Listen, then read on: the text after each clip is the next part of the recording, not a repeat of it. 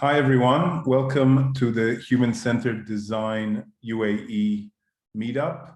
My name's Jonathan Steingisser, and very much looking forward to the session today. The session is being recorded. We have a YouTube channel. If you look for Human-Centered Design UAE, you can find us quite easily. You can see past meetups. And if you, for whatever reason, have to, I don't know, run out and feed the kids, the dog, go to sleep, no matter where you are, then you can do that and you can catch the rest of the session. It should be up later this evening. So I just want to thank all of my co-organizers. Wouldn't be possible without them. Katral Nada, Greta, and Assad. And they are all helping out with the socials. We're kind of everywhere, which is not exactly a great strategy, but yeah, whatever suits you. So if throughout the session you want to tag anything you hear, you can, I'm sure you can find Lital quite easily on LinkedIn. And yeah, you can tag us elsewhere. Would be great to continue the conversation. Today, we've got a really interesting topic. It's actually, I think throughout my career, Lital, no matter what organization I've been in, to some level, this is like, I don't know, maybe it's like a life struggle for designers. I don't know if we ever reach it. Maybe one day in the future, like, you know, kids, grandkids, or whatever, will have a different world. But it's definitely changed, and I think it's a different battle. It's one of, I mean, that's top of mind for me right now. So I'm really looking forward to having a bit of a discussion with you about the power of influence. How can we have greater influence? How can we translate what we talk about in our language to the language of business, the language of executives, regardless of whatever industry we're in, and hopefully have greater impact and influence. So very much looking forward to the talk. A little bit about Lital. She is the head of experience design at PageUp, which is a talent management software company, headquarters in Australia. She'll tell us hopefully a little bit more. She's also the co-founder of UX Lions, a design agency with a mission to bring affordable high-level education to Australian design community. And she's passionate about utilizing design thinking to drive a positive cultural change in our lives, and believes that by understanding human behavior, motivation, and biases, we'll be in a position to design a better journey for ourselves and people around us. So welcome, Lital. Great to have you.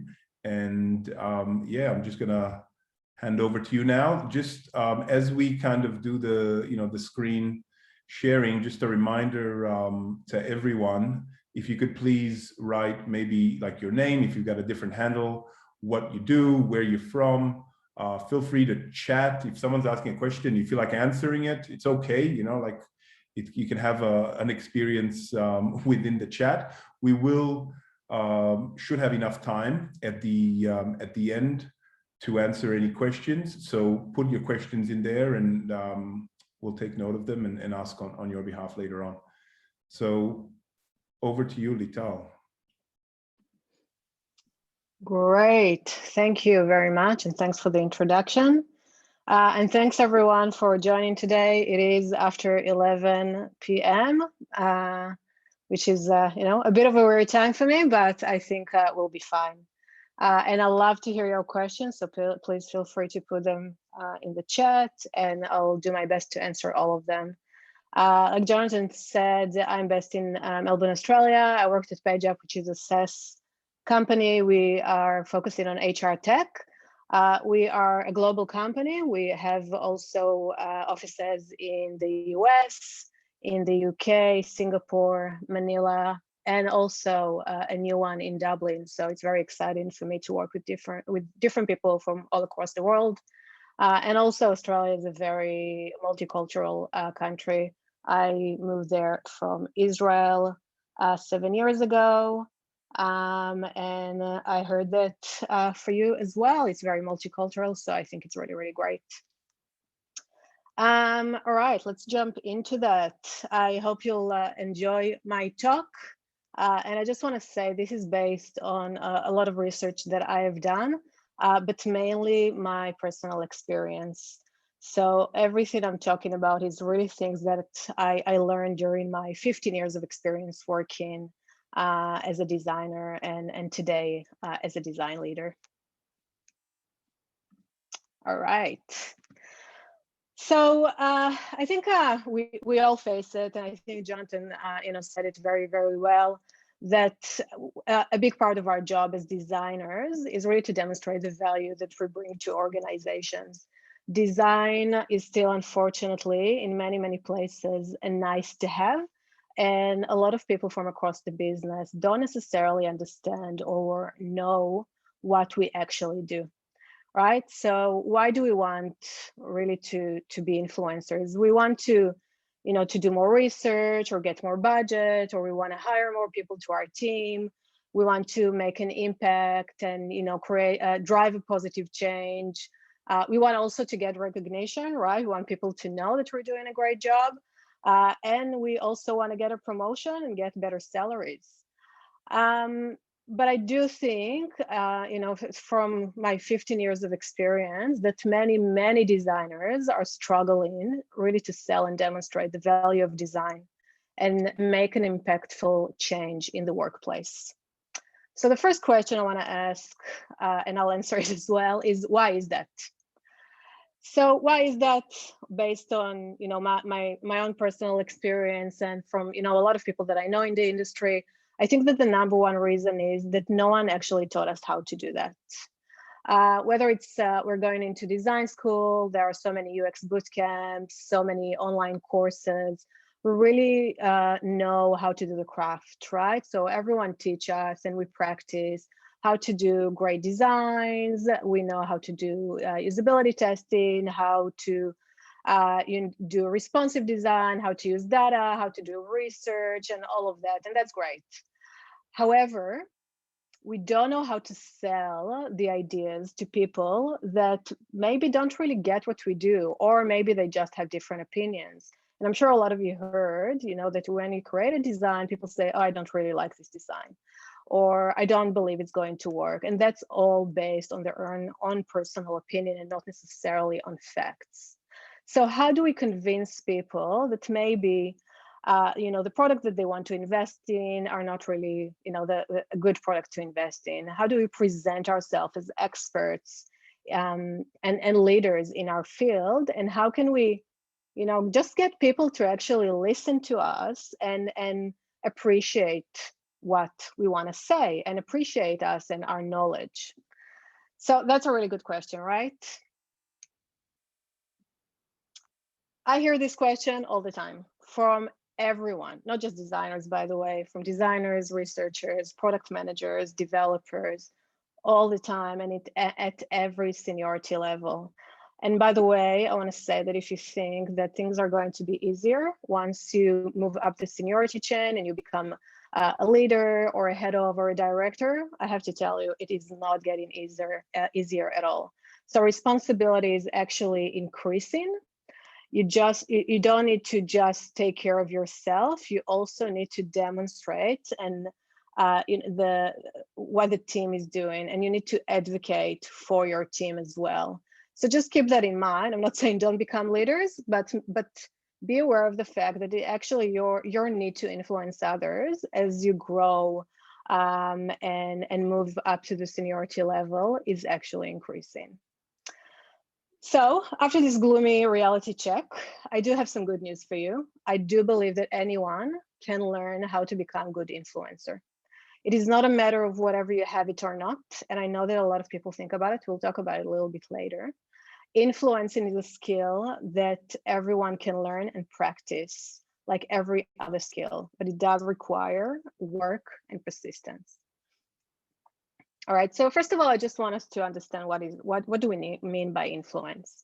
So influence is the ability to have a positive impact on others, to persuade or convince them to get their support. And I know that people can influence, on a negative side. We're not going to talk about it today. I will just assume that everyone wants to create a positive change. All right, so let's talk just positive today. So to be effective in organizations today, we really need to be able to influence others. We want to make a change, we have to influence others. And as I said, if you have a fancy title, it's not going to be enough. It's not going to sway people to actually listen to you. And in my experience, I learned that as a leader, influencing down, by the way, influencing your teams or people, on the ground, what I would call, it's sometimes even more difficult than influencing up. So keep that in mind as well, especially when you become a leader, your need to influence is up, down, and across. So basically every single person, especially in companies that the design maturity is not great. All right, so what is the secret of becoming good influencers? In my opinion, the secret is understanding how people behave, basically. So it's really all about the people, how people are wired, why they behave the way they do. And it's, by the way, always interesting to me then, when I have discussions with people and stakeholders and senior management in my company and in so many other companies and previous roles as well, people say, let's talk logic. But from my experience, and I guess a lot of you know that as well, we are in fact emotional beings. And actually the best way to influence us is to positively impact our emotion and not necessarily to present logic to us. Now, I'm not saying that we shouldn't use data and we shouldn't use facts. Of course, data can absolutely help us to demonstrate or to sell our story a little bit better. There is no doubt about that. But how do we get people to actually listen to us in the first place? Let's say if they don't know who we are or they don't know what we do.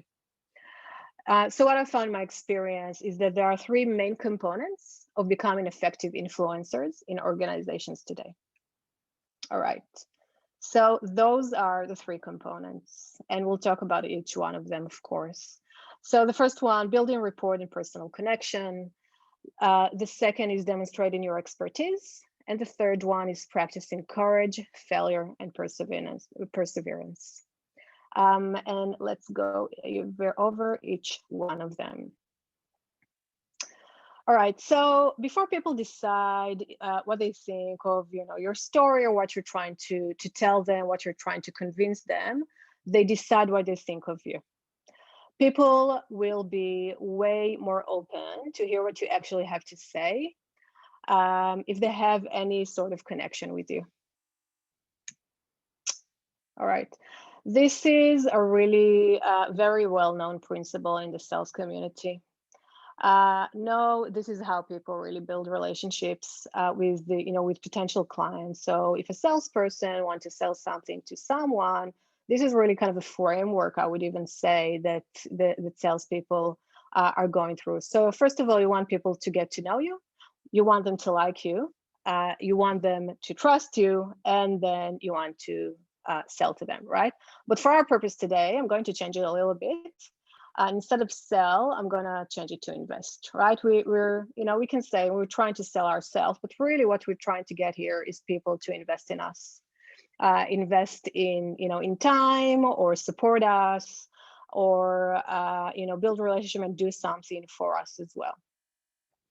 And the best way to, the best influencers go through a really simple process, like I said here. And it's really a process, so you really need to build on that. Now, getting to know people from different parts of the business, and I believe that some of you probably work in very large organizations, and you don't know a lot of more the senior people or stakeholders that you really need to impact and you're trying to influence, and that can be really take a lot of time. That can be really daunting.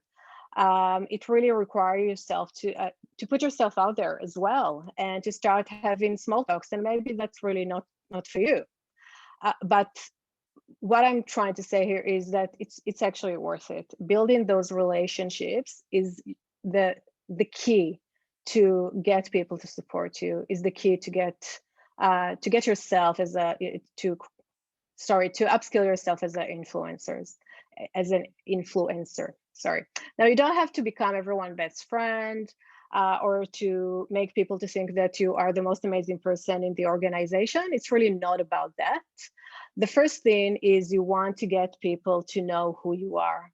And then in time, you're going to build this, know, like, trust, and invest in you. And also really, really important. So after you get people to know you, one of the reasons that people will do things for you and think about it, or they will support your idea, approve your budget, they recommend you for promotion, they'll go beyond and above doing something for you, is mainly because they like you. All right. And again, I'm not saying that you need to become everyone's best friend, but you do want to build this kind of relationship. So people, starting to think of you as someone that they want to do something for. All right. Now, even here in the building rapport and personal connection, there are a few components and there are a few tools and tips that I want to take you through now. So I want to share a little story with all of you. A few months ago, I booked a meeting with a guy in our organization named John. And John is the VP of our sales function in Australia. So I needed to get his support in getting his team members involved in cross-functional teams that we recently created. Page Up basically means that I need sales reps to work with the product and design teams, and together to come up, with a strategy to support the team in what we're trying to sell, to come up with, all the requirements that really needing for sell, and really support the product teams. So I needed him to tell me, yes, go for it, and I can actually take time of his employees. Now, I booked the session, again, it was a few months ago, and the session was booked a few hours after our CIO, who is, by the way, my direct manager, announced a few changes to our product focus area. And those changes really impacted John and his team. It created a lot of issues for him to close deals. So John was not happy about that at all. And when we had the session, when the CEO made the announcement, John really kind of told all of us that he's not happy about that. It's going to be really difficult for him, and he's really, really concerned. Now, after this session, 2 hours later, I was supposed to meet him and ask him for basically a favor. So I was a bit afraid about the meeting, and I thought about, well, maybe I should reschedule it. Maybe I just need to give him like a couple of days to calm down. But he is such a busy guy, and I really couldn't find time in his diary. So I said, you know what, I'll just go ahead and do that. So I booked a 30-minute session. John arrived a little bit late, and he was a little bit grumpy as well. The first 25 minutes of the session, John shared his frustration with me about the session that we had before with the CIO. He basically just was super grumpy and just told me how it's not going to work for him. He's so upset, he doesn't know what to do, and so on and so forth. 25 minutes of John talking, and I didn't say anything during this time. When he was done with basically what he said, the only thing I said to him is, I get you, John. I really understand. It must be very, very challenging, and just let me know if I can do something to help. That's it. That's really the only thing I've said. While he was talking, I just nodded, and that's it. And his response to me was, wow, thank you so much for understanding. I'm really, really sorry for taking all this time from the meeting. At the end of the day, we only had 5 minutes to continue the meeting. And I didn't share my opinion with him. I actually disagree with what he had to say, but it really didn't matter. I had like no point arguing with him. I needed him now. So basically what I've done there is to show him that I'm empathetic to his pain.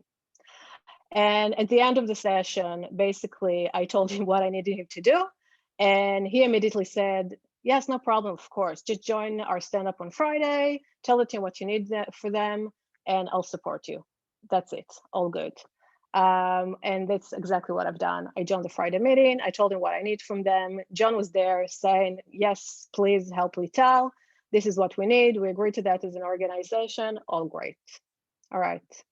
So what have I done here? Basically, I listened to John, right? I created this space of empathy. And empathy, I believe a lot of you probably know what it is because you're practicing design. So I will hope that you know what empathy means. But it's really about, and I know a lot of people say it's really stepping into other people's shoes.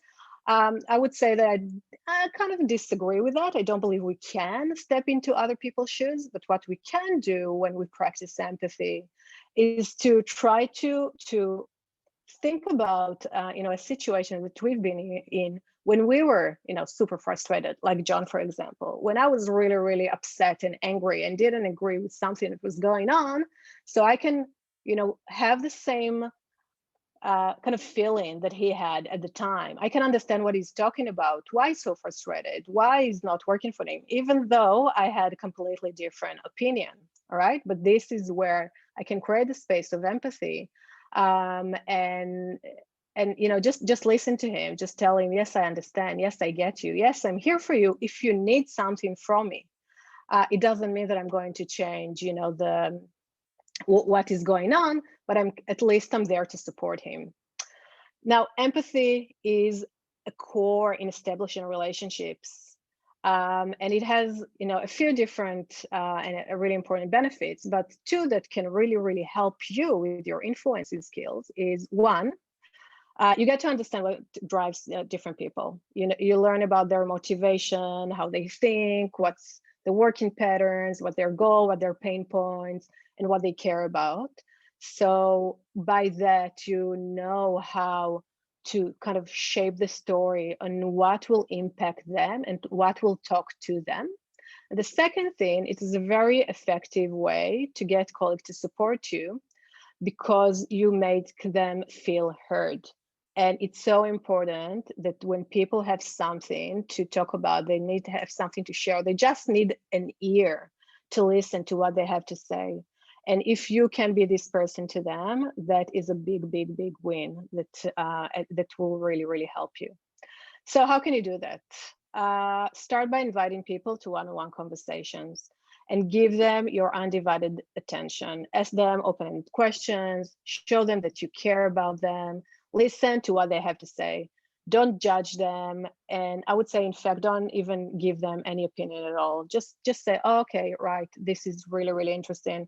And if you are practicing, if you're doing research and if you're practicing one-on-one interviews, if you're doing kind of what we call exploratory research, this is really a good way to do that as well. Now, if they ask you what your opinion is, of course, tell them what your opinion is, right? But if you disagree with what they have to say while you're trying to build a relationship, my tip is don't tell them that you disagree with them. Just try to learn as much as you can from them. So really try to use it as, if you're looking at kind of design thinking, try to use it as the discovery phase of design. What you're trying to learn here is to discover the different people. You want to explore who are they, what drives them, what are pain points, what their motivation, what will work for them. So, think about that and really be super, super, super open just to listen, to learn from them and to learn about them. And this can be effective really with everyone, with your team members. If you are a manager, I highly recommend you to do that. This is such a great way to build a relationship with your team members. That can be with your peers. And I would say, especially if you have an issue with a team member, with someone with the organization, if you don't get along very, very well, just be the bigger person. Invite them to a conversation, sit on, have a coffee together and just talk, like just be open to listen to who they are, because you don't necessarily know who, the real person behind that is. All right, so that's the first one, cultivate empathy. Sorry. All right, the second one is add value.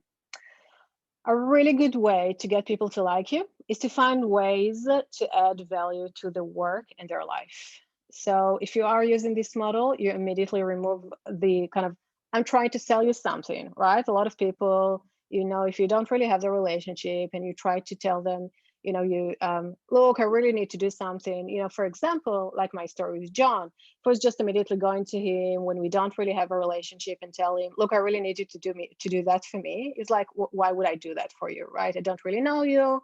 Like, what is my reason for that? So you be the first person to do that, all right? And then if you are doing something for someone, it really removes this, okay, what does she or he want from me? Why do I need to be here? Why do we need to have this conversation now? So instead, focus on where you can add the value while building the relationship with them, all right? And this, again, under the umbrella of building a relationship. All right, so I don't know if you know that this is a rule called the reciprocity rule. This is, I really love this one. And this is a really, again, a good way kind of to get people to build a relationship with people. So basically what it means, it's in social psychology, the reciprocity, the social norm of responding to a positive action with another positive action. Rewarding kind action. There is kind of a sense of obligation in our culture, and I would say this is actually in every culture, or I would say in most cultures, probably. I don't know all cultures, but, and think about it yourself as well. We give back to those who gave us first, all right? So think about a scenario when someone gave you something, and they were the first person to give you something. You probably had this sense of, okay, they got me coffee, they've done a favor to me, they helped me with something, now I have to give them back. You feel like you owe something to them, all right? And I'm saying it actually in a positive way, so don't take it as a bad thing.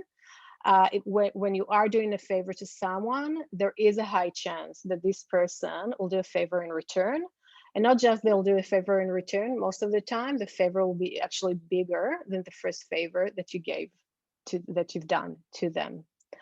And it's not like, most of the time people won't feel, oh crap, now I need to do favors to someone else. They will actually feel so great about the fact that you've done something to them. So they will do it with a very positive sense. They will feel the obligation to do something for you in return, but positively. So really take advantage of that. That can be super simple. You can buy someone coffee in your one-on-one catch-up. You can help them with a task or a challenge, or build a presentation. If you're designers and someone need to build a presentation and they're really not great in doing that, and you have those skills, go ahead and do that for them. If someone needs to discover something and you have research skills, go and help them with that. And that can be, it can take 30 minutes of your life maybe, but that will really gain, their support at the end. So have a think of how you can use that. All right. So again, if you need to influence someone, if you need to get something, if you want to gain support on something that you have, instead of asking yourself, who can help me to achieve my goals, ask yourself, who can I help first? Who are the people here that can support me, in the future, but now I can start building a relationship with them? What I can offer this person, so I will gain their support, I will get them to like me, I will get them to know me, and I will get them to build to build a relationship with them. Also, it's not just what we give in that is important, it's also how we're given that. So the things that we're doing for others and are most unexpected will be the most effective. So I can't tell you what it will be, because for every one of you, it will be something different. And obviously also the people that you want to build a relationship with. But think about it, take some time and think about who are those people that you want to build a relationship with, and what is the thing that is really unexpected of you to do for them. And really believe me, because I've faced it so many times, it's actually working. So really try it out. All right. So getting people to like you, it is really, really important. All right. However, it doesn't mean that you need to become a yes person. It doesn't mean that if someone is asking you something, you immediately need to do that. And I would say not at all. It's actually sometimes even the opposite. Um, and you might find it surprising, but again, depends on your experience with senior people and so on. And from my experience, I think that senior leaders, and I might add good senior leaders, want people to challenge them. People are not looking, or good people, good senior leaders that you want to work for will not look for a yes person. They will actually respect when people give different opinions and perspective. So as long as you're doing it in an honest way, and in a respectful way, that's something that I will actually very, very much encourage for you to do as well. So as long as you understand kind of, the different limitation, you're just not just kind of jumping and saying, oh my God. So this is also really a good way for you to build this relationship, especially with senior people. And I have an example of that. So remember John, the VP of sales. So his manager, who is the senior VP of sales, he is someone that is, I would say, a bit socially awkward. A lot of people are very intimidated by him. He's not very open. He's not very social overall, but he is an amazing salesperson. And I took a task, I kind of took a challenge, I would say, on myself to build my relationship with him. And it took me about a year, but now I have such a great relationship with him. I probably have the best relationship with him than anyone else in my team, or I would say in my department.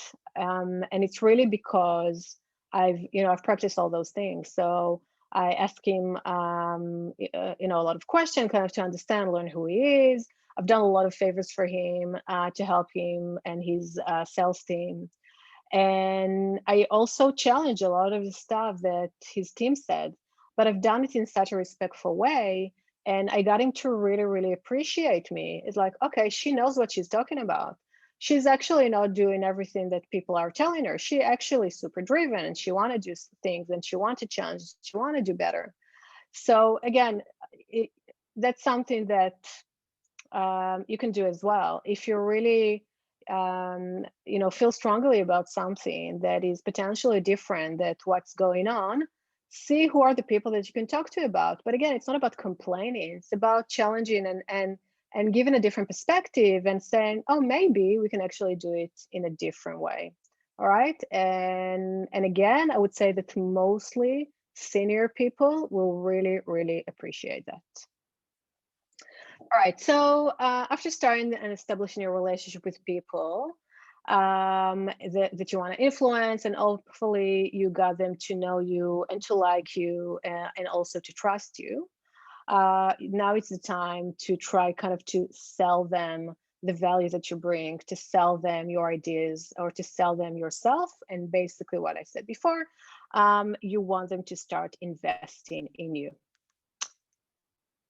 All right, so the third one here in building reports and personal connection is about shaping your story. A really valuable way to get people to support your ideas and opinions is by authentically framing the story as a benefit to those people. All right, so consider each of the stakeholders' needs, a perspective, approaches, and pain points. And if, by the way, someone doesn't know, stakeholder refers to basically everyone in the organization that have a say or can influence the decision. So how do you do that? As part of your empathy building exercise, just find out who those people are. What will capture their attention, what they're interested in, and so on, and what they care about. All right. So for example, the people from sales in my organization, obviously they care about selling, right? They care about the bottom line. They also care about building relationships. It's not just about the money. They care about doing a really, really great job and they care about the people that they're selling to. So how can I potentially shape the story around that? Talk to them about the people that they are in a relationship with. Just a side note, at Page, for example, we're a SaaS company, we're a B2B company. We have many, many different users. Like we have the customer, we have the buyer, right? This is the person that give us the money, but we have the end users as well. And the end users are different people as well. So for me, for example, in my organization, when I try to get someone to support, a group of people, I would say, to support me, and I have people from sales, and I have people for customer success, and I have people from product, and I have people from support, and they are all having interactions with different users. And it's really, really important that I'll shape the story around really what their needs are, and the people that they are in contact with. So how my proposal, for example, is going to impact the different group of users that they are interacting with, right? Because they care about the relationship a lot. This is really their job, right? So this is a really, really good way. And I'm sure a lot of you heard about storytelling. Storytelling is such a great tool for you to use. And I would say, now I'm telling you, my story, for example. So storytelling is really about, shaping the stories, shaping your idea, shaping what you're trying to do and how you're going to impact and what people will gain from it around your audience. So really, really important. And sometimes you'll have a group of people and their needs are very different. So consider maybe, breaking it to smaller sessions and shape your story around the different people in different sessions. So you don't need to tell exactly the same story, right? You can highlight the values and the needs of the different people in the room.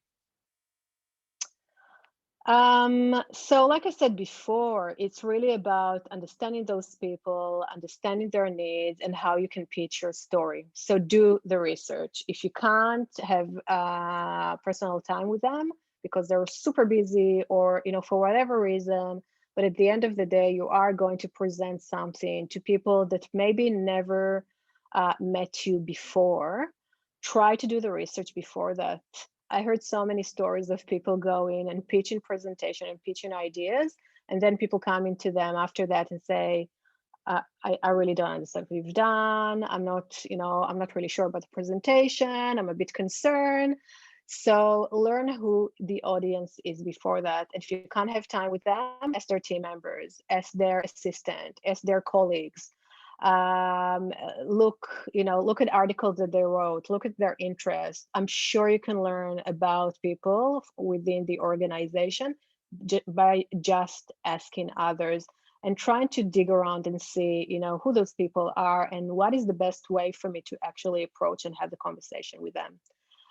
So it might sound a bit stocky, but I'm telling you to do the research behind people, but it's not. I mean, don't go and follow them at home or something like that, of course, but find out who they are and look at their interest and look at what motivates them and overall what their goals are in the organization. It's really important because different people will have different goals. And when you create this kind of, your story or your presentation around those different people, make sure that you answer the question, what's in it for them? So why would they invest in you? Why would they support your idea, right? And use the word we. Instead of use the word I, instead of saying, I want to do that, use the word we instead. I started to adopt it when I talk about, design or work that my team is doing. I always present it as we, even if I've done it. It's always we, because we're a team. And that has such a huge impact on people. People don't necessarily like when other people say, I've done X, I've done Y. It sounds a bit arrogant sometimes. So if you use the word we, even if you've done it, try to maybe remove the ego on the side. It's really not about us at this point. If you're trying to sell something, be diplomatic, find the right words that will affect and impact the people that, again, you're trying to get the support from. I have to say it's really, really, really valuable. So, so have a go. And I would say, for example, all right, so if you're trying to get support, if you're talking to a tech leader, for example, you can talk about the reduction of waste for the team. If you talk about someone for marketing, you can talk about the brand recognition. You can talk about the NPS score, which is the net promoter score, for example. If you talk about someone from HR, maybe how about you can improve the employees' engagement, and so on and so forth. So understand from the different roles and different people, again, what motivates them and how can you shape the story. And you can have one initiative that you can have so much value from, and that this initiative can impact so many people, but it's really just highlighting those things to those people that you're trying, that is your audience, basically. And this is like a small tip that kind of I realized at work. You can also add like a small, by the way, compliment to the person that you're talking to. All right, that should be really genuine. It's not like don't do over, but something like, oh, I read your article and it was really great. Thank you for writing that. That can be a compliment. Or, I listened to your presentation. That was really spot on. Or, something like that. Just to compliments go really a long way. And something small and authentic can also help you a lot. All right. So, summary of number one. We still have 2 more to go, and I'll do it quickly because we don't have a lot of time. But I can stay here, by the way, Jonathan, so no problem. So, building connections with people. Right. Building connection with people that can help you achieve the needs is really key. Sometimes we just don't have direct access to them.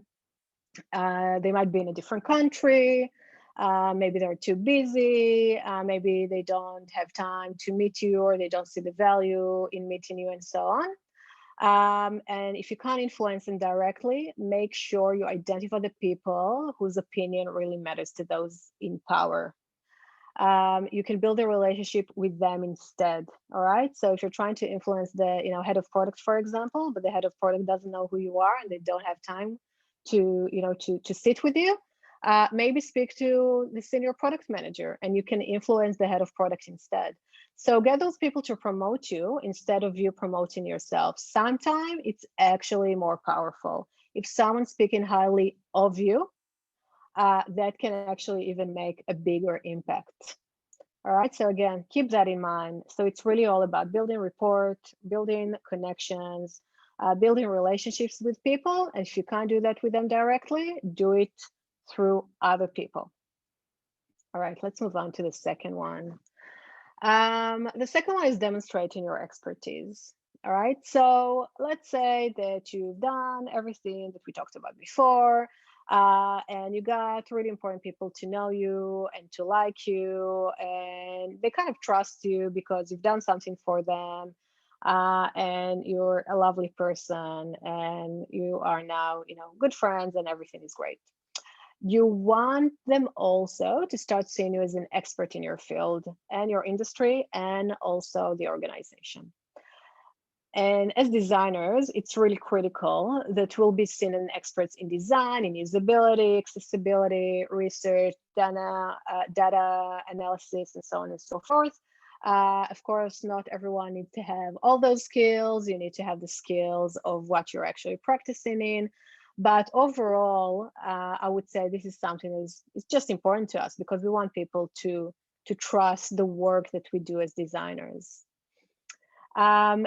As we progress in our career, it's actually really, really important that we will build also the reputation as facilitators, as leaders, and as problem solvers, and so on and so forth. So that's something also that I really realized as designers. If we really want to make an impact, I would say as a profession, even as in different industries, it's not enough for us just to do the research and do the designs. We need to, and a lot of people are doing that already, but we really need to step up as leaders, and and show that what we do is not just about impacting the user experience, for example. It's about impacting the whole company.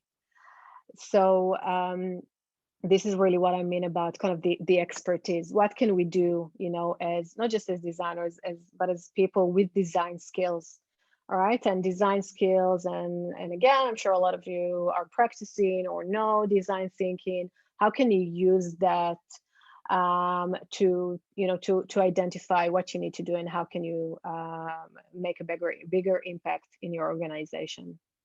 Now, a really good way to build your expert reputation is by publicizing it. In today's world, there is no value to keep your knowledge to yourself. All right, so it's really all about sharing. And I would recommend share it as much as you can, as often as you can, and with as many people as you can. There are so many different platforms, social media, it's LinkedIn or Instagram or Twitter or whatever social media that you use. And not just that, but really just, put yourself out there. And I know that it's not really easy to a lot of people, but try to do it. You can do really small things, and you can try and build on that. So, for example, you can run a talk, right? Like I do just now. You can write a blog, you can facilitate a workshop, really whatever you want to do. And, it really depends also with what you're comfortable with. Me, for example, really, really difficult for me to write. I don't know why. I have like a writing block, or however I want to call it, but it's very difficult for me. For me, it's much easier to actually have a talk. So this is what I do. So find kind of what your passion is or what you're interested in, and try to do it. And again, if you don't like to talk in front of people and you don't think that you can do it, I'm sure you can. Maybe try again, very, very small. Try with a group of people in your organization before you're doing like public speaking. But really try to grab the opportunity and share the knowledge and get supporters internally and externally. It's really, really important to build your personal brand or your name in the industry. And it really will help you way, way more than you know. And you want to become this person that people are reaching out to. All right. So first of all, it is nice, for the ego, a nice boost when people are coming and saying, "Oh, you're the expert in XYZ." But second, it's probably even more important. It's an evidence that your reputation is building up, and that people are starting to see you as an expert, and they're starting to trust you and to start to understand that what you say actually means a lot. And this is a really great way also to get people, to support whatever you want to do. So again, I want to share another story, a quick one. So about 6 months ago, the head of HR messaged me and she asked me if I could facilitate a retro to a project team that worked on building our new corporate site. I had nothing to do with the project, but she reached out to me and she said, "Look, we want to do a retro. It was a 6 months project. We want to learn, what went well, what didn't work well, and so on and so forth." Most of the team were from different business departments, and no one from my team. And again, that was something I didn't even know that they had this project, to be honest with you.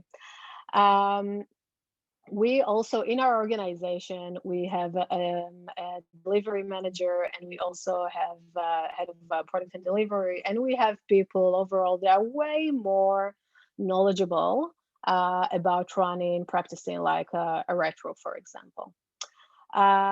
So I was actually a little bit, confused. Oh, okay, why did you ask me to do that? I didn't ask her. I didn't tell her that, but she came and she said, "You're the expert. I know you're very busy, but I know that you can do it, and I know that you'll do an awesome job because you're such a great facilitator." And I said, "Wow, okay, great. You think I'm an expert in Agile? Sure, why not? I'll take it. I don't mind if people think that I am, and I can run a retro. Of course, I can." And even though there are way more, there are people that are way more knowledgeable than me in this area, still I was the first person for her kind of to jump in, because I built a relationship with her and because she was involved in different sessions that I facilitated. So for her, it was like a no-brainer. Lital can do it and she will do a great job. So great, I jumped onto that. I ran the retro. We had a really, really good session. And that, the good thing about that is not just that I built a relationship with the head of HR and I gave her something when she asked me to give her something. I said, of course, no problem. Of course, I'll do that. And demonstrate that I can do a really good job. Also, all the different people in the room that were there that I don't necessarily work with on the day-to-day basis, also kind of, took something from it. And also maybe potentially next time if they want to do something, they will reach out to me to ask me, to help them with something. So yes, it will take extra time from my life, to help them doing those things. But also I know for a fact, because I've done it already, is when I will go and ask them to do something for me, they will immediately say, of course I will do it for you. Because because we already kind of build this relationship of give and take. So this is really an example of achieving two things at once. I've done something for her and I help her with the task. She couldn't do it by herself, and I improved the relationship with her, and we actually have a really, really great relationship now, based on things like that. And also, as I said, I build a reputation as an expert in different things that are not necessarily kind of my traditional responsibilities, but I would call it like a stretch of my responsibilities. So now I'm seen as a good facilitator in the business. So when people need facilitation for things that even are outside of design, they will think of me and they will call me, which again, it's great for me. Now, and even I would say bigger impact around here is demonstrate your expertise is when other people introduce you as an expert. All right. Like I said before, if people are speaking highly of you, it will make even a bigger impact. So here is exactly the same about your expertise. So if you're going to run a talk, presentation, workshop, whatever it is, for people that maybe they don't know who you are, or maybe they just don't really have a relationship with you, try to get someone to introduce you and to introduce your expertise to the audience. Now, for example, Jonathan presented me. Great, you know him. So maybe I came across as even better than I would by presenting myself. I think internally it's really great as well if you get someone, and hopefully maybe someone that worked there longer than you, or maybe someone that is a bit more senior than you. If this person can present you before you're running your presentation or your talk, that can really create an impact. So try to get someone to do that for you. It's really simple, it's costless, and it actually works. Great. All right, let's move to the third one. Now, this one, this is probably for me one of the most important things, I would say. It's not maybe directly related to how you can influence others, but it's more about how you can, I would say, influence yourself. All right. So this is all about practicing courage, failure, and perseverance. Now, after everything I've said, and some of the stories might sound to you like, oh, super easy, okay, great, like she's saying everything like it's like a walk in the park.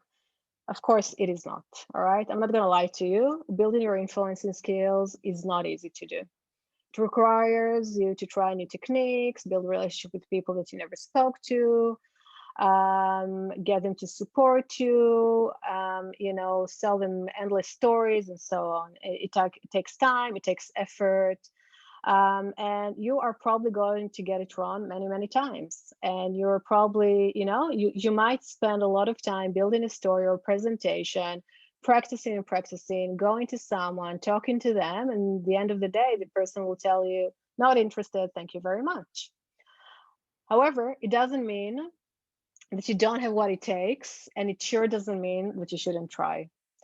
I heard so many times the phrases like, oh, she's a natural, or he's so gifted. People told me, oh, you're a natural, you can talk about everything.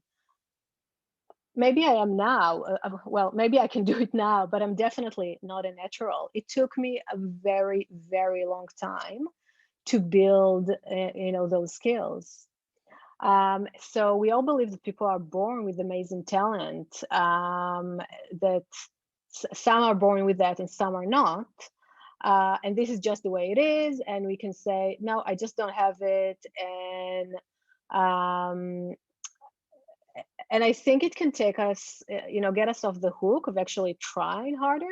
But I think it actually make us to really doubt ourselves, and not even try. And I think a lot of people, especially designers, I heard that so many times. Don't trust themselves, like what we have, the imposter syndrome. And it's fine, like we all have it at times. We all doubt ourselves at times. It's part of being a human being, it's part of being a professional. But it's okay, you can have those moments, but it's really, really important to kind of step up and say, you know what, it didn't work, maybe I completely failed, but I can do it again, I can do better next time. And many researchers discover that, in fact, achieving greatness is a matter of grit and perseverance. It's not a natural gift. Yeah, some people, naturally maybe a bit more outspoken, or maybe a bit more, easy for them to talk, or to create a story, or whatever it is. But really being great at something require practice over and over and over again. And I do think that so many of us today so scared of failure, so we're actually terrified putting ourselves out there, because we don't want to fail and we don't want to be judged by others. And I think it's really unfortunate. Falling, and I would say falling instead of failing here. All right, so falling and learning from mistakes is actually part of being a human being. Now think of toddlers. This is why I put this photo here. Toddlers are trying to do things they can't do all the time, right? They're trying to stand up. They're trying to walk, and they will try over and over and over and over again. And maybe they will fall 100 times, but it doesn't mean they're not going to try anymore, right? They don't have this sense of embarrassment of not succeeding. They don't see themselves as failures if they try to stand and they couldn't, because they just don't have this concept, right? However, at some point, probably at the age of kind of 3 and 4, things are starting to change, and children are starting to see the reactions from us, the grown-ups. We frown, we get scared, we tell them they've done something wrong. If they're trying something and they're failing, and we're actually teaching them that they should feel ashamed of what they've done. They should be embarrassed, and they should be afraid of trying those things again.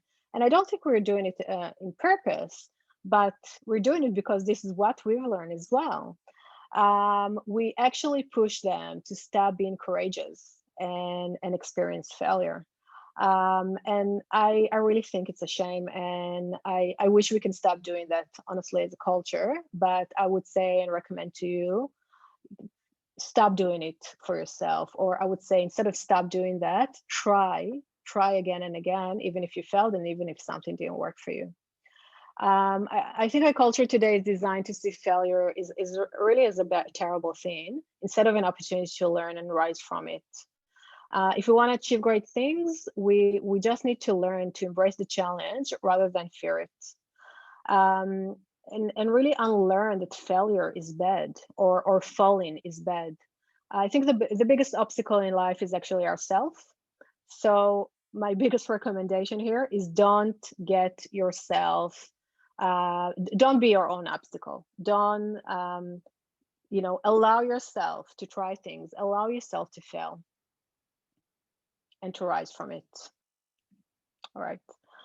This is the lovely Angela Duckworth. she wrote an amazing book that called Grit.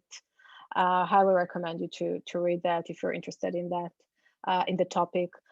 And basically what she's saying is that when you keep searching for ways to challenge your situation for the better, you stand a chance of finding them. When you stop searching, assuming they can't be found, you guarantee they won't.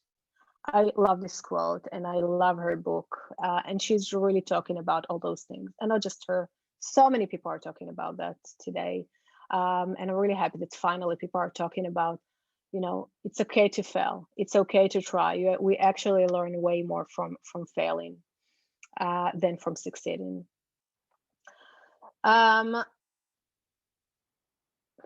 All right, so for the last 10 years, I worked very, very hard on developing my influencing skills. And honestly, I failed way more times than I succeeded.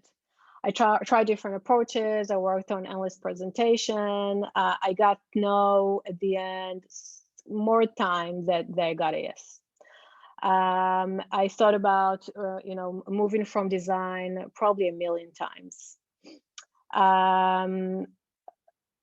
But I would say that today when I fail, I really learned how to step up. And when I fail, or when I fall, I would say, and I fall a lot, like really a lot, I try new things. And a lot of the time, most times, I don't succeed with what I try. And that's okay, because I try again and again, and then I will succeed. Because I'm putting myself out there, and because I'm just trying to do better things, and I'm trying to do things that I've never done before. And you know what? After I fail, I'm not rising immediately after that. I'll be a bit depressed. I'll feel sorry for myself. You know, whatever the ego monster need. And I'll eat a lot of ice cream for 1 or 2 days. And I said, oh, you know, crap, I'm not good, blah, blah, blah, blah, blah. But then I really force myself to step up and say, you know what, I can do it. Of course I can do it. Like, what's the worst thing that can actually happen? Really nothing, right? Maybe someone will say, oh no, she's done a really bad job. Okay, I don't care, right? So really try to embrace that. Try to embrace the fact that what you think about yourself is probably the most important thing. So if you can think that you are actually indeed someone that can achieve great stuff, you can. And at the end of the day, really what I think is that failure or true failure actually is not even trying. Sorry, just need a glass, a sip of water. So really encourage you to try, because you will fall, but you will not fail. All right. So kind of got to the end of it. Let's wrap it up. So apply the 3 key components of influence, which are, like we said, build a rapport and personal connections, up, down, and cross, demonstrate your expertise, and practice courage, failure, and perseverance. Organizations are led by people with a lot of different opinions. And it's really important that we acknowledge that. Success will come when you identify what you want to achieve and create a plan for getting there. So everything that we talked about today, think about the plan that you can put together to get yourself out there. Make sure that you are clear about your goals and what are you trying to achieve. It can be everything from growing a team, increasing your budget, being more involved in decision making, changing internal structure, sorry, or really whatever you need to get people to support you. And it will really help you to stay focused and targeted. All right, and that is it. So thank you so much for being here and listening to me. And I really hope you got something from it. I apologize for reason I have something in my throat, so I'll mute myself for a second. That was awesome. Thank you so much, Lital. If anyone's got any other questions, if you could please put it into the chat. I did have a couple, and can you share again the takeaway slide? One person's asking. Just for a second, I think, yeah, Assad's just doing, was it this one or the previous one? Yeah, that one. So I've been busy on, I couldn't find you on Instagram. There's a lot of Lital Shermans, and none of them seem to be you, but that's okay. It's true, because I actually don't have Instagram. I Okay. only have LinkedIn. Sorry. That's okay. What about Twitter? No? No. Okay, that's okay. Really only we put your name in there anyway, so someone could, if they're searching, they'll find you. I got some cool photos. I was putting the laptop up against the view of, you know, kind of sunset here in Dubai, and there's a nice pool next door, so you can check. Oh, wow. If you can, I'll send you a link later. So anyway, before we kind of go into some of the questions, I did have one that's top of mind for me. I really liked it, and what you said. And I think we can sometimes, as designers, maybe, you know, try to do this, but then we can quickly forget. More or less, this isn't a direct quote, I'm kind of paraphrasing. You said, as people with design skills, how might we impact the whole organization, not just the user experience? So often we are put in a position of just being the product designers, yet we have the ability and the desire to do service design, to help onboarding, etc., which were things that I tried to do. For example, when I started, I've been the head of design for a year and a half. But then when it comes to OKRs and KPIs and money, and impact, and what is the impact of design, dollars, cents, you just don't have the time or the focus. And also you don't want to be seen as going rogue or not following direction or orders. What's your answer to that? How do you grow design, not just in terms of numbers or maybe impact from a product perspective, but impact to, say, service design, or I don't know, holistic organization or design? Good question. I actually had the same kind of thing. So when I joined PageUp, I joined, you know, as a product, as a head of UX, or, you know, experience design, but it's really about the product team. And one of my goals was really to impact the rest of the business as well. So, you know, to work on service design, we actually done that. We created kind of a service design, a very tiny function. But my way was really exactly that, to build a relationship with people and really to show them that it will add value to them if they're just going to do that. So I spend a lot of time kind of, you know, building my relationship with the people that from other side of the business, especially the customer success and the sales people, and start to show them some, like, you know, blueprints and service design, you know, journey maps and all of that. And I said, look, this is such a great tool kind of to understand how, you know, the handover process is working. We can identify some pain points and so on and so forth.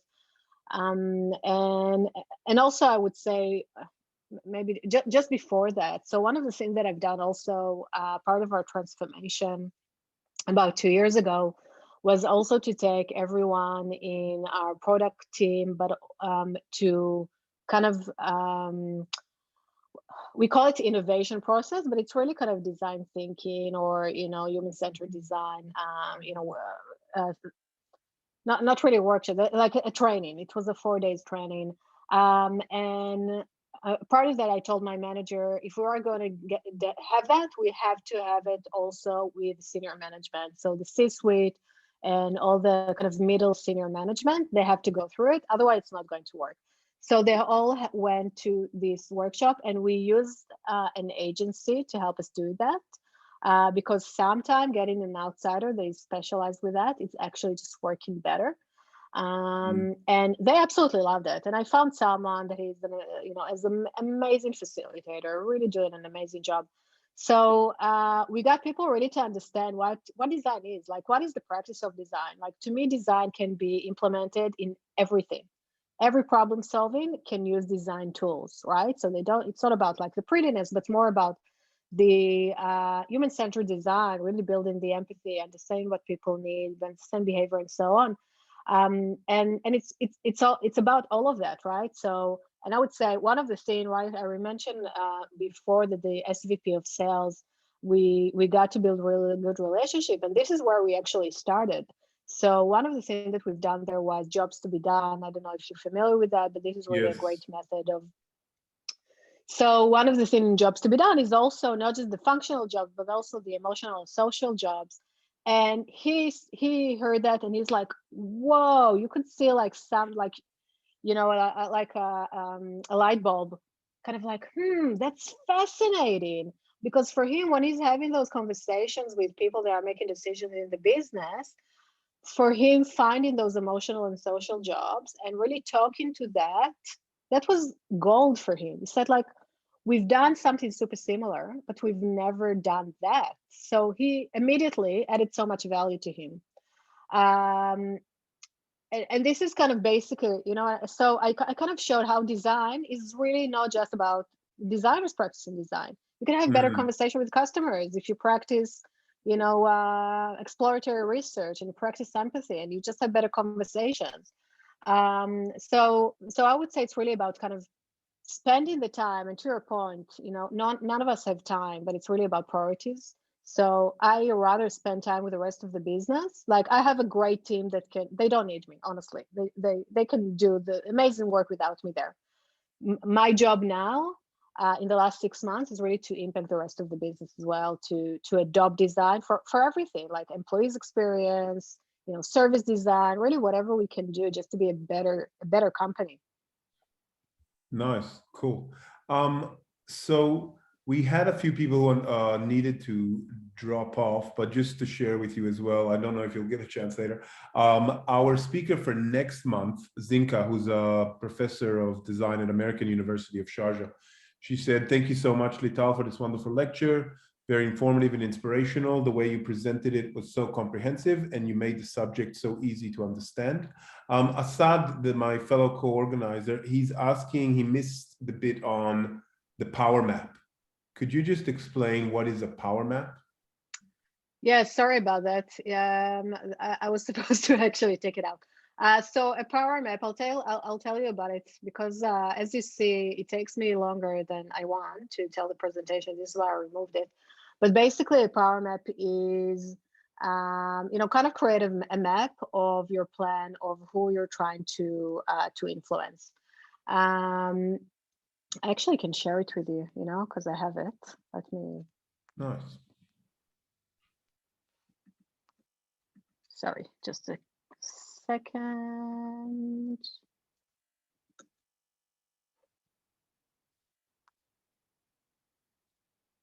Let me just find it first. All right.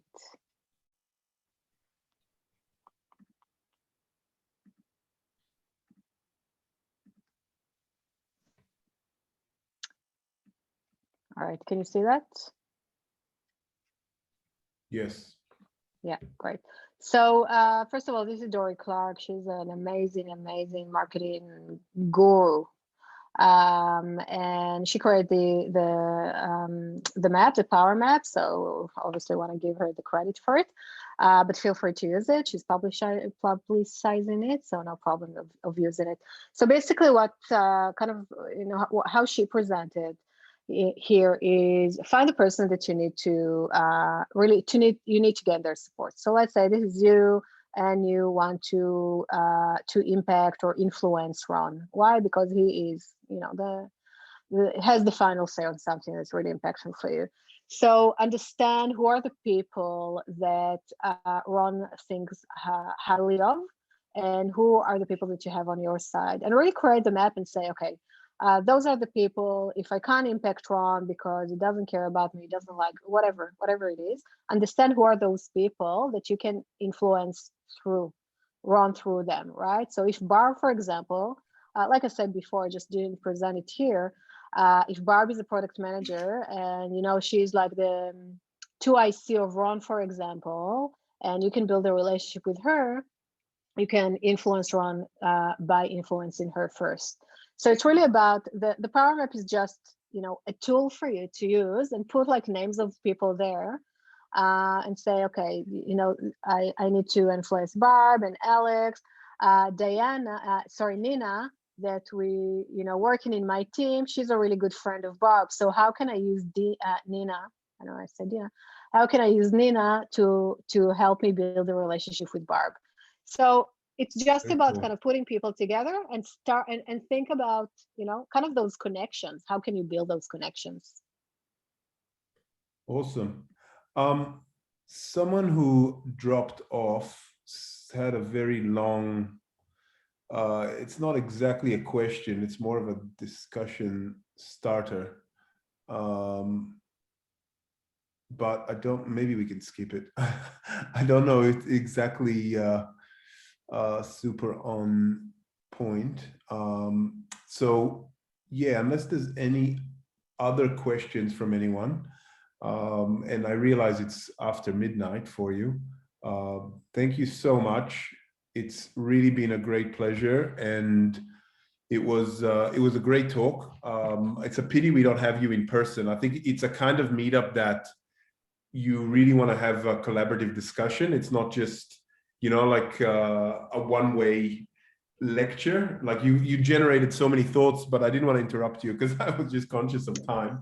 But next time you going home to Israel, you definitely have to fly through Dubai, and we'll have to host you in person for your next talk. And it's next month, sorry, May, month after next is going to be very special because for the first time in over a year, we're going to go back to an in-person meetup. But unfortunately, due to social distancing and regulations, it's going to be the first 30 people to RSVP. I'll send the details later. There'll be a link to Eventbrite to RSVP, and then we'll make sure, like, you know, that people, please, if you RSVP, to make sure you attend, because otherwise you'll be taking the spot of somebody else. But everybody else will be online, so we're not gonna totally leave the online world. But again, thank you, Lital. That was really amazing, and happy if you want offline to chat some more, or if you're doing this, you know, for any other conferences, give you any other feedback. Awesome, thank you, and thanks everyone. It was great, and yeah, we'll definitely chat soon. And thanks for the invite. I will definitely take advantage of that, and I will come. Awesome. We'll see when we can actually do that, but yeah, hopefully in about a year. That's my hope. Great. Thanks, everyone. Have a great night. Bye. Bye-bye.